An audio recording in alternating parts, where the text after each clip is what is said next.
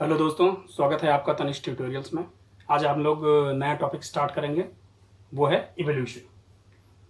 Evolution, इसका मतलब क्या होता है? Evolution is the change in the inherited traits of a population from generation to generation. अब इसका मतलब क्या हुआ? It is the change in the inherited traits of a population from generation to generation. ठीक है, यानी एक जनरेशन से दूसरे जनरेशन में जो कैरेक्टर्स जाते हैं उनमें अगर चेंज होता है तो उससे नई स्पीशीज इवॉल्व होती है। ठीक है, तो ये क्या होता है? आपका इवोल्यूशन हुआ। ये जो कॉन्टिन्यूअस प्रोसेस है, ये पूरा का पूरा प्रोसेस क्या हो गया? आपका इवोल्यूशन हुआ। इवोल्यूशन के थ्रू ही नई नई स्पीशीज बनती हैं। जैसे एग्जांपल दिया जाता है कि हम लोग एप से इवॉल्व हुए, लेकिन एप से कैसे इवॉल्व हुए? It takes millions of years to be evolved to a modern man from apes। यानी हमें एप से अभी तक जो इवोल्यूशन हुई है, ये इवोल्यूशन में मिलियंस ऑफ ईयर्स लगे थे, तब जाके मॉडर्न मैन बने हुए हैं, जैसा कि हम हैं। We are most intelligent people present on the earth, या ऑर्गेनिज्म ऑन द अर्थ। यानी ह्यूमन बींग्स अर्थ पे जितने भी ऑर्गेनिजम्स हैं, सबसे ज्यादा इंटेलिजेंट माना जाता है। ये क्या है? It is a miracle of evolution. ये इवोल्यूशन की वजह से ही हो पाया है। ठीक है, अब जनरली इसके बारे में आप जानते हैं कई सारी थ्योरीज, या एक डेफिनेशन और समझ लीजिए कि इवोल्यूशन होता क्यों है। इवोल्यूशन होता क्यों है? It occurs when heritable differences become more common और रेयर इन अ पॉपुलेशन। मान लीजिए कोई भी एक स्पेसिफिक पॉपुलेशन है। पॉपुलेशन यानी आप जानते हैं डिफरेंट स्पीशीज का जो ग्रुप होता है वो पॉपुलेशन है। तो एक it occurs when heritable differences become more common और रेयर इन अ पॉपुलेशन। अगर हेरिटेबल डिफरेंसेस हैं, हेरिटेबल डिफरेंसेस क्या है? मतलब ऐसे डिफरेंसेस जो एक जनरेशन से दूसरे जनरेशन में इजीली ट्रांसफर हो जाए, वो होते हैं हेरिटेबल डिफरेंसेस। ये आपको जेनेटिक्स में पढ़ाया जाएगा आगे, मैं वो चैप्टर एक्सप्लेन करूंगा तब आपको पता चलेगा। ठीक है, यानी हेरिटेबल डिफरेंसेस क्या हुए? वो डिफरेंसेस या वो कैरेक्टर्स जो एक जनरेशन से दूसरे जनरेशन में ट्रांसफर हो सके। यहां पे डेफिनेशन में ट्रेट्स वर्ड का यूज किया गया है, इसका मतलब कैरेक्टर से ही है। इसका मतलब कैरेक्टर से ही है। तो अगर जो हेरिटेबल डिफरेंसेस हैं, यानी जो कैरेक्टर्स हैं, वो बहुत ज्यादा कॉमन हो जाए किसी एक पॉपुलेशन में, तब भी इवोल्यूशन होता है। या फिर ये बहुत रेयर हो जाए किसी एक एवोल्यूशन में, पॉपुलेशन में, तब भी आपका इवोल्यूशन हो जाएगा, यानी नई स्पीशीज इवॉल्व कर जाएगी। तो ये हो गया रीजन इवोल्यूशन का। अब इवोल्यूशन के सपोर्ट में कई सारी थ्योरीज दी गई थी, जिसमें से एक थी ऑटोजेनेसिस थ्योरी। ऑटोजेनेसिस थ्योरी क्या है? Autogenesis theory states that life originated from non living organic matter. यानी इसमें यह बताया गया था कि जो लाइफ ओरिजिनेट हुई है वो नॉन लिविंग ऑर्गेनिक मैटर से हुई है। ठीक है, आप जानते हैं अगर कोई एक थ्योरी दी जाती है किसी के सपोर्ट में, तो उसमें कई लोग पहुंच जाते हैं उसके अगेंस्ट में, फेवर में, तो कई सारी थ्योरीज फिर से आ जाती हैं। ठीक है, तो ये थ्योरी जो थी इसको बहुत ज़्यादा सपोर्ट नहीं मिला, और फिर दो नई थ्योरीज आई जिनको बहुत ही रिमार्केबल माना गया एवोल्यूशन की थ्योरीज में। और वो दो प्रोमिनेंट थ्योरीज थी, theory of Darwin's theory and Lamarck's theory. यानी एक चार्ल्स डार्विन थे, एक लैमार्क साइंटिस्ट थे जिन्होंने अपनी थ्योरीज दी थी। डार्विन जो थ्योरी थी उसको डार्विनिज्म या थ्योरी ऑफ नेचुरल सिलेक्शन भी कहते हैं। डार्विनिज्म या थ्योरी ऑफ नेचुरल सिलेक्शन भी कहते हैं। और लैमार्क थ्योरी को लैमार्किज्म या फिर इनहेरिटेंस ऑफ एक्वायर्ड कैरेक्टर्स भी कहते हैं। Inheritance of acquired characters. आप थ्योरी ऑफ नेचुरल सिलेक्शन और एक्वायर्ड कैरेक्टर्स की जो थ्योरी है उसको हम अलग से डिटेल में पढ़ेंगे, लेकिन सबसे पहले हम लोग कौन सी थ्योरी पढ़ेंगे? आइए पढ़ते हैं लैमार्क्स थ्योरी। इसमें से फर्स्ट थ्योरी है आपकी Lamarck's theory of inheritance of acquired characters. ठीक है, यानी जो साइंटिस्ट लैमार्क थे उन्होंने क्या क्या बताया उसके बारे में पढ़ते हैं। तो सबसे पहले उन्होंने जो की फैक्टर बताया कि इवोल्यूशन में जो की फैक्टर है वो है इनहेरिटेंस ऑफ एक्वायर्ड कैरेक्टर्स। अब एक्वायर्ड कैरेक्टर्स क्या होते हैं? जैसे बर्थ के बाद यहाँ आने पे, यानी लाइफ बर्थ के बाद जो भी हम लिविंग कंडीशन में कैरेक्टर्स को एक्वायर करते हैं या गेन करते हैं वो होते हैं एक्वायर्ड कैरेक्टर्स, यानी characters acquired after the birth, वो होते हैं आपके एक्वायर्ड कैरेक्टर्स। ठीक है, तो एक्वायर्ड कैरेक्टर्स का जो इनहेरिटेंस होता है, इनहेरिटेंस मतलब कि एक जनरेशन से दूसरे जनरेशन में जो ट्रांसफर होता है, जैसे मदर से उनके किड्स में या मदर फादर से पेरेंट्स से उनके किड्स में, तो ये जो ट्रांसफर होता है कैरेक्टर्स का, ये होता है इनहेरिटेंस ऑफ एक्वायर्ड कैरेक्टर। तो ये की फैक्टर था लेमार्क के अकॉर्डिंग एवोल्यूशन में। साथ में उन्होंने बताया कि organisms change physically to meet the demands of changing environment. अगर आसपास का इन्वायरमेंट चेंज हो रहा है तो जो ऑर्गेनिज्म होते हैं वो भी फिजिकली चेंज होते हैं इन्वायरमेंट के अकॉर्डिंग, जिससे वो अपने आप को एडॉप्ट कर सकें उस इन्वायरमेंट में और सरवाइव कर सकें।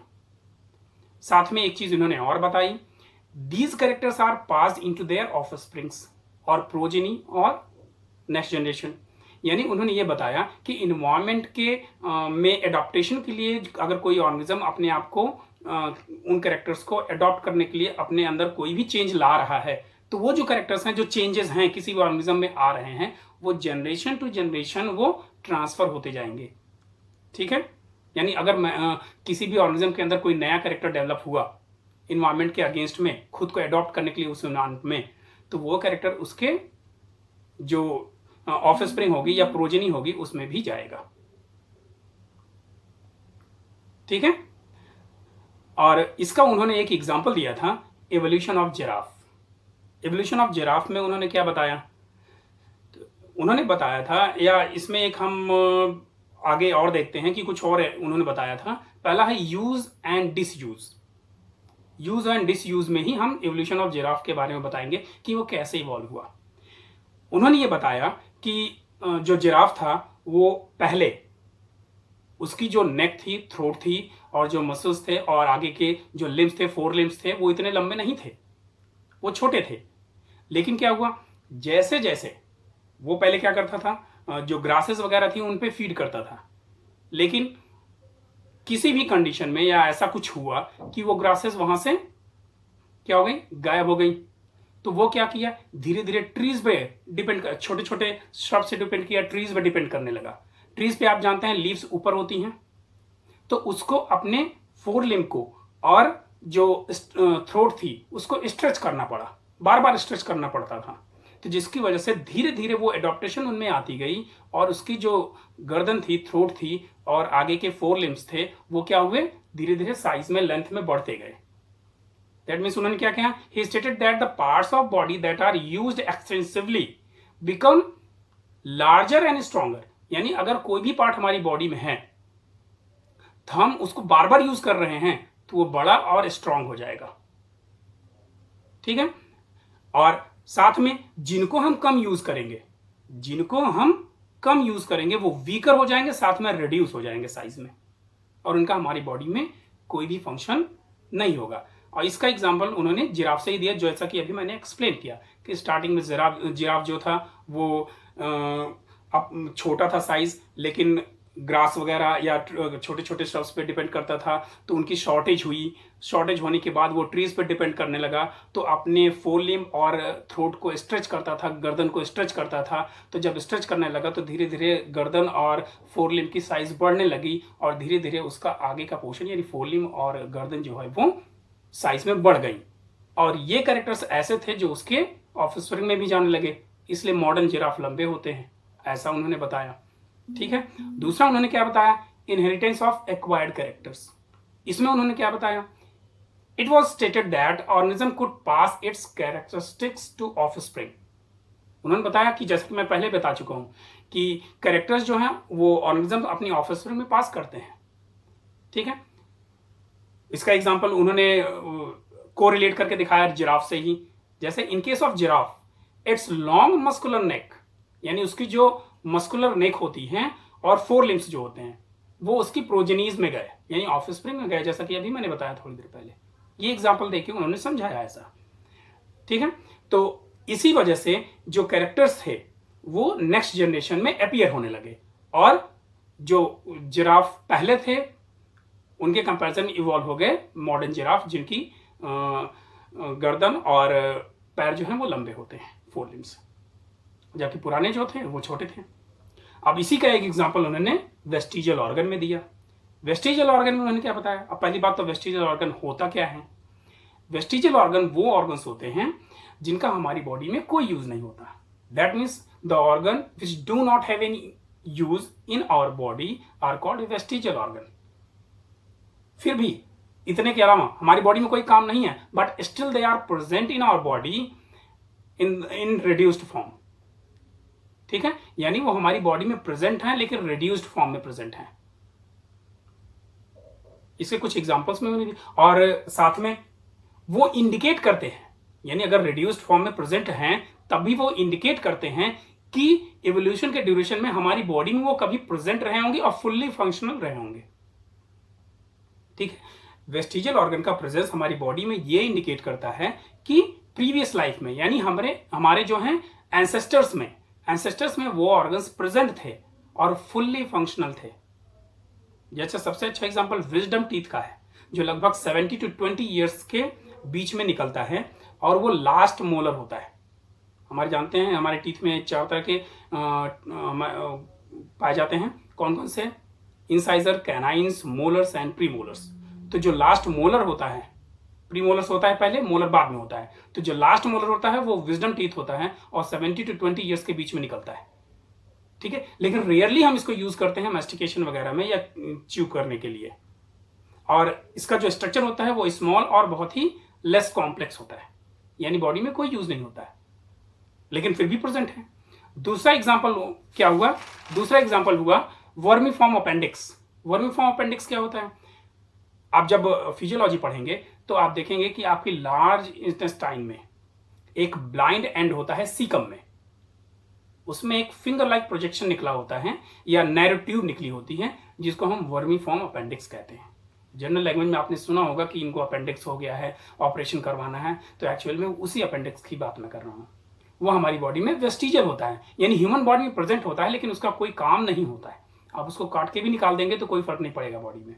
ठीक है, लेकिन अगर ह्यूमन बींग्स के अलावा दूसरे मैमल्स में बात करें, जैसे गोट है, काउज है, बफेलोज हैं, तो वो जो पार्ट होता है that means vermiform appendix helps in digestion of cellulose, यानी वो सेलुलोज के डाइजेशन में हेल्प करता है।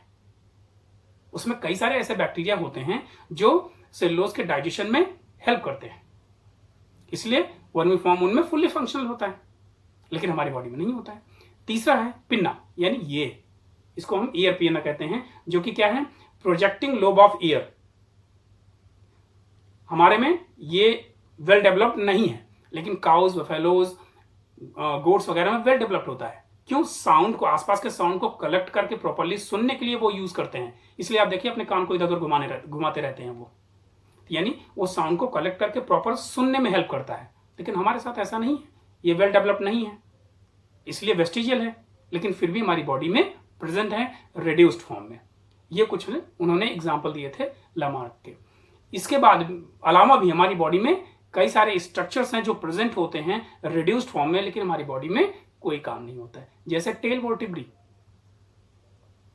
वर्टिब्रल कॉलम होता है, वर्टिब्रल कॉलम में सबसे नीचे की तरफ टेल वर्टिब्री होती है, लेकिन वो न्यू बॉर्न बेबी में होती है। 4-5 महीने के बाद वो धीरे धीरे डिसॉल्व हो जाती है।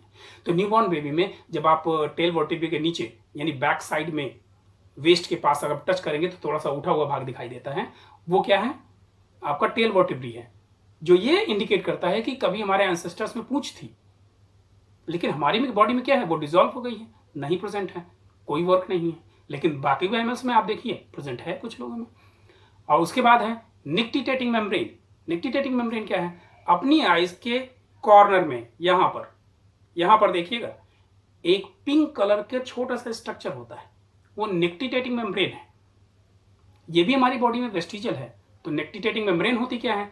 एक्चुअल में निक्टिटेटिंग मेम्ब्रेन ज्यादातर एक्वेटिक एनिमल्स में पाई जाती है, जैसे फिश वगैरह हैं, तो आप देखते हैं लगता है कि जब फ्लोट कर रहे होते हैं वाटर में तो लगता है कि वो आंख खोल के चल रहे थे, लेकिन एक्चुअल में एक ट्रांसपेरेंट लेयर होती है जो उनके आइज को कवर करके रखती है, वो होती है निक्टिटेटिंग मेम्ब्रेन। वही ये हमारी आइज में पाई जाती है जो निक्टिटेटिंग मेम्ब्रेन है। लेकिन ये क्या है? वेस्टिजियल है, हमारी बॉडी में कोई फंक्शन नहीं है इसका, इसलिए ये रिड्यूस्ड फॉर्म में हमारी आइज में प्रेजेंट है, लेकिन इंडिकेट करती है कि कभी ना कभी हमारे एंसेस्टर में ये फुल्ली डेवलप्ड थी। तो ये पूरा का पूरा आपका लैमार्किज्म हुआ। नेक्स्ट वीडियो में मैं आपको डार्विनिज्म या डार्विन्स थ्योरी पढ़ाऊंगा।